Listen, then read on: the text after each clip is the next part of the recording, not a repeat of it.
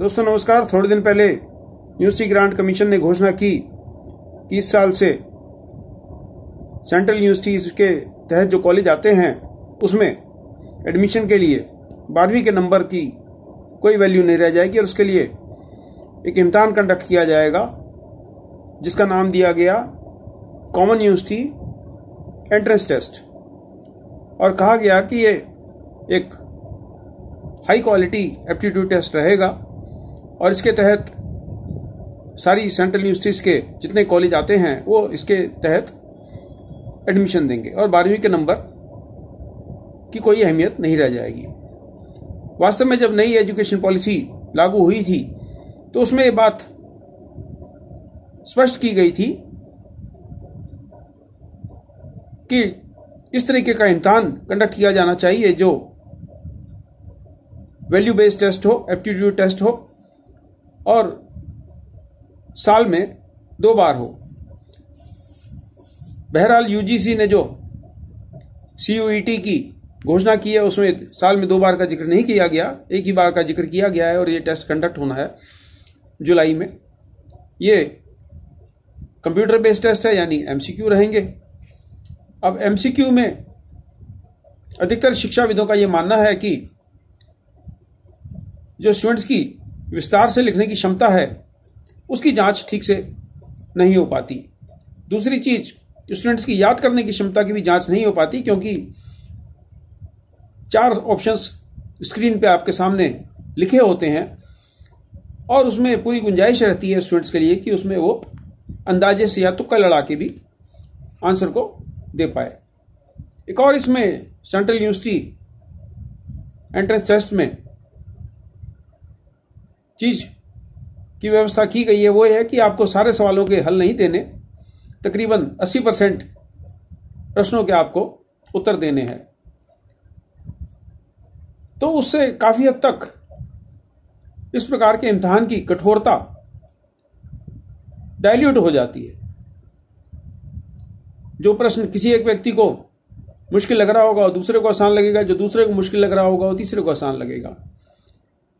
एक और इसके अंदर चीज बड़ी विचित्र उभर कर सामने आ रही है वो ये है कि जैसे स्पेसिफिक सब्जेक्ट हैं, मान लीजिए किसी को बैचलर ऑफ फाइन आर्ट्स का इम्तिहान देना है, बैचलर ऑफ फाइन आर्ट्स में उसने ज्वाइन करना है, तो जिन कॉलेज में जैसे बीएचयू है,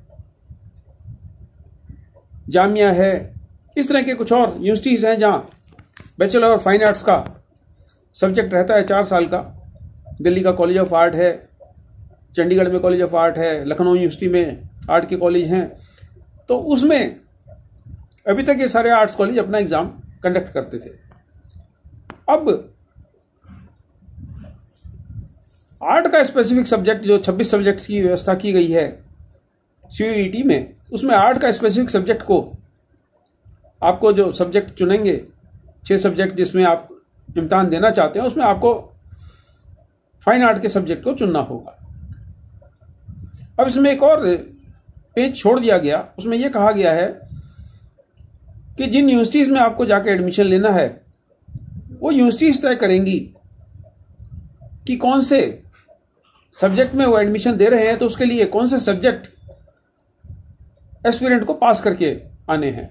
यानी ये सूचना नेशनल टेस्टिंग एजेंसी की वेबसाइट पे नहीं रहेगी, ये सूचना उस पर्टिकुलर यूनिवर्सिटी की वेबसाइट पे रहेगी। उदाहरण के तौर पे अगर आपको बीएफए का कोर्स करना है और आप कॉलेज ऑफ आर्ट से ये कोर्स करना चाहते हैं या जामिया से कोर्स करना चाहते हैं, तो जामिया की वेबसाइट पर आपको जाकर ये चीज समझनी होगी कि जामिया में अगर बीएफए ज्वाइन करना है तो कौन कौन से सब्जेक्ट आपको सीयूईटी के तहत क्लियर करने हैं। 2 सब्जेक्ट तो रहेंगे कंपलसरी, एक तो लैंग्वेज का सब्जेक्ट और एप्टीट्यूड का। उसके अलावा कौन से 3 सब्जेक्ट आपको क्लियर करने पड़ेंगे, ये सारी जो जानकारी आपको उस यूनिवर्सिटी की वेबसाइट पे मिलेगी। अब जैसे कॉलेज ऑफ आर्ट का अभी तक मामला पेचीदा है कि अंबेडकर यूनिवर्सिटी के अंडर है कि दिल्ली यूनिवर्सिटी के अंडर है, तो जो भी यूनिवर्सिटी इसके तहत एडमिशन की प्रक्रिया पूरी करेगी उसकी यूनिवर्सिटी की वेबसाइट पे ये चीजें उपलब्ध होनी चाहिए। अभी तक किसी भी यूनिवर्सिटी ने ये सारी जानकारी अपनी वेबसाइट पर उपलब्ध नहीं कराई है कि कौन कौन से सब्जेक्ट के लिए कौन कौन से सब्जेक्ट स्टूडेंट को या एस्पिरेंट को इस CUET के टेस्ट में भरने हैं और क्लियर करना है। यानी अगर आप दिल्ली विश्वविद्यालय में बीकॉम ऑनर्स करना चाहते हो तो दिल्ली विश्वविद्यालय की वेबसाइट पर यह जानकारी उपलब्ध होनी चाहिए कि बीकॉम ऑनर्स के लिए स्टूडेंट को कौन कौन से सब्जेक्ट उन 26 सब्जेक्ट में से पास करने हैं और उन 26 सब्जेक्ट में से कौन कौन से सब्जेक्ट का स्कोर उसको सबमिट करना है। एक और इसमें विचित्र बात यह है कि नेशनल टेस्टिंग एजेंसी सिर्फ एक इम्तिहान कराकर छोड़ देगी और एप्लीकेशन आपको अलग अलग यूनिवर्सिटी में पुनः उस यूनिवर्सिटी के नियम कायदों के अनुसार सबमिट करनी होगी। ये टेस्ट 12 भाषाओं में होगा। 26 सब्जेक्ट के टेस्ट 12 भाषाओं में होने का मतलब प्लस उसके साथ एप्टीट्यूड टेस्ट और लैंग्वेज स्पेसिफिक टेस्ट, तो तकरीबन 350 प्रश्न पत्र बनेंगे। नेशनल टेस्टिंग एजेंसी को 12 भाषाओं में तकरीबन 350 प्रश्न पत्र बनाने हैं तब तक जब तक ये एग्जाम की डेट फाइनलाइज नहीं हो जाती। जुलाई के एंड तक तकरीबन 2 महीने का समय है इनके पास। तो नेशनल टेस्टिंग एजेंसी के ऊपर भी एक बड़ा विशाल भार उनके कंधों पर है कि किस तरीके से 12 भाषाओं में इन 26 सब्जेक्ट के उनको पेपर्स तैयार करने हैं। किस तरीके से ना उसमें भाषा की त्रुटियां होनी चाहिए, ना उसमें कंटेंट की त्रुटियां होनी चाहिए, और ये एप्टीट्यूड टेस्ट जो इसमें होगा उसके भी सभी भाषाओं में इनको पेपर बनाने हैं जिसमें लॉजिकल रीजनिंग है, करंट अफेयर्स है, साधारण मैथमेटिक्स है, साधारण इंग्लिश कंप्रीहेंशन वगैरह के सवाल रहेंगे। तो ये आनंद फानंद में जो परिकल्पना की गई है CUET की, ये नेशनल एजुकेशन पॉलिसी के विचार को आगे बढ़ाने के लिए तो कुछ इसमें योजना दिखाई देती है, लेकिन नेशनल एजुकेशन पॉलिसी में स्पष्ट रूप से कहा गया था कि टेस्ट इस तरीके का जो एप्टीट्यूड टेस्ट है साल में 2 बार होना चाहिए।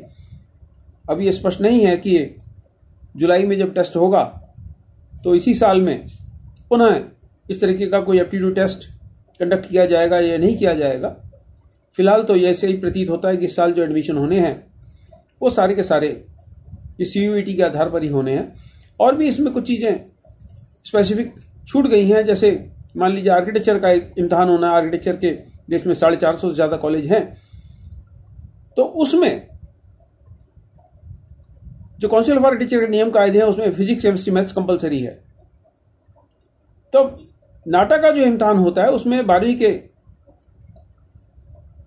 मार्क्स की 50% वेटेज जोड़ी जाती है। अब ये CUET का इम्तहान छात्र दूसरे कॉलेज में एडमिशन के लिए देंगे तो है ही, तो जो नाटा का इम्तहान के तहत आर्किटेक्चर कॉलेज में एडमिशन लेना चाहेंगे तो उनके लिए CUET के मार्क्स जोड़े जाएंगे या 12वीं के नंबर जोड़े जाएंगे, किसकी वेटेज होगी, ये चीज़ें काउंसिल ऑफ आर्किटेक्चर को भी स्पष्ट करनी होंगी और आर्किटेक्चर कॉलेज को भी स्पष्ट करनी होगी, उन यूनिवर्सिटीज़ को भी स्पष्ट करनी होगी जिन यूनिवर्सिटीज़ के तहत आर्किटेक्चर के कोर्सेज चलते हैं। यही बात bachelor of fine arts course के लिए है, यही बात और अन्य कोर्सेज के लिए है कि बहुत सारी यूनिवर्सिटीज़ को सभी प्रकार की जानकारियां अपनी वेबसाइट पर डालनी होंगी। और इसमें जो सबसे स्टूडेंट्स के लिए कठिनाई वाली बात यह है कि जब तक यूनिवर्सिटीज़ अपनी वेबसाइट पर यह सारी जानकारी उपलब्ध नहीं कराती तब तक स्टूडेंट्स अपना CUET का एंट्रेंस फॉर्म भी नहीं भर सकते।